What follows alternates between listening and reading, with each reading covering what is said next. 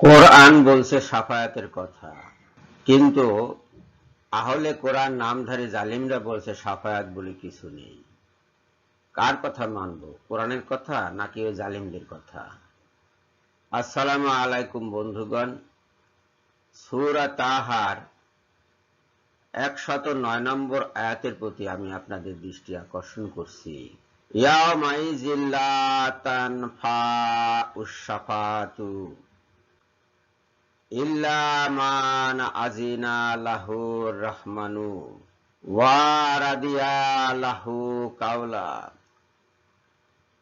দয়াময় যাহাকে অনুমতি দিবেন ও যাহার কথা তিনি পছন্দ করিবেন সে ব্যতীত কাহারও সুপারিশ সেই দিন কোনো কাজে আসিবে না। তাহলে ব্যাপারটা দাঁড়াচ্ছে যে রহমান অর্থাৎ আল্লাহ পাক কাউকে সুপারিশ করার অনুমতি দিবেন। কাকে অনুমতি দিবেন? যাকে তিনি পছন্দ করেন তাকে অনুমতি দিবেন। এই যে এখানে দেখুন স্পষ্টত শাফাআত শব্দটি রয়েছে, এই যে শাফাআত, আল শাফাআত। অথচ এই জালিমরা বলছে যে কোরআনের কোথাও শাফাআতের বিষয় নেই। এখন এদের ব্যাপারে আপনারা কি করবেন? এদেরকে অনুসরণ করবেন নাকি বর্জন করবেন?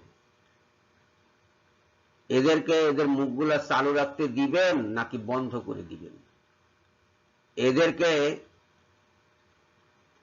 যা দরকার তার ব্যবস্থা করে ইসলামে ফিরিয়ে আনবেন নাকি নিজেরা এদের সাথে চলে যাবেন?